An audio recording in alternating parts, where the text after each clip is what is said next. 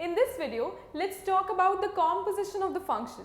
We basically have seen few videos on algebra of continuous functions regarding sum, difference, product, quotient.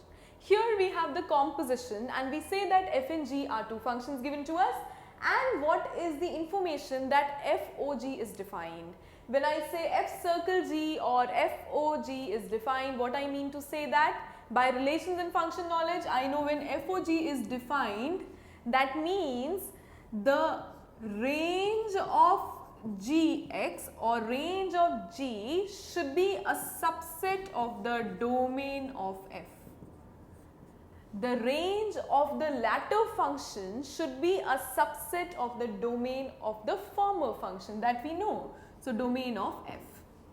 Now, if this is the case, I already know some other information is given that g is continuous at x is equal to a.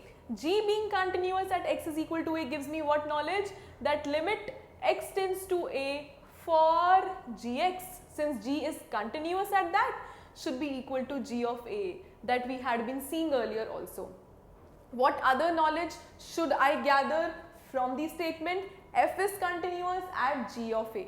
Mind it, earlier it was f is continuous at x is equal to a, we used to write the same thing for fx. But this time the scenario is f is continuous at g of a. That means what? That means I have f is a function that is continuous at g of a, so that means f of g of a should be there into consideration, not f of a this time, right? And here it should be what? It should be limit f g of x and it should be for x tends to a. This is the scenario. Now next thing is what? Next thing that I need to take into consideration is what does it need to show? It needs us to show FOG is continuous at x is equal to a. I know that. What is FOG? FOGX is basically nothing but f of gx. Now if you take limit both the sides, I know it becomes limit f of g of x, right? You take limit here at x tends to a, you take limit here at x tends to a. No problem with that. And it becomes what? It becomes limit f of g of x at x tends to a. Now I know that this limit is there and I know the values too, that whenever it goes with g of x, it becomes g of a.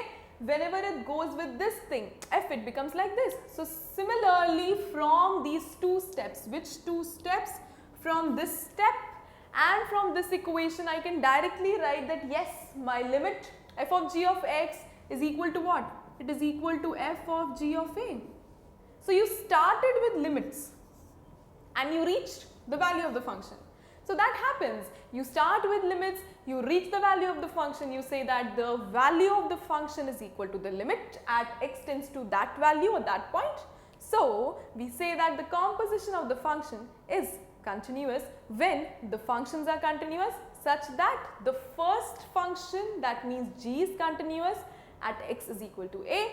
The second is continuous at g of a. Here also you see that it becomes, when limit goes inside, it becomes what? What is the expansion? It becomes f outside.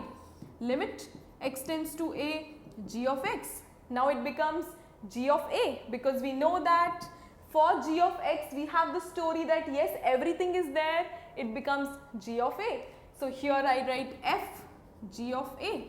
And when f g of a is there, I know that for f g of a, it is basically equal to the limit only. So everything basically sums up to yes, the composition of the function is continuous.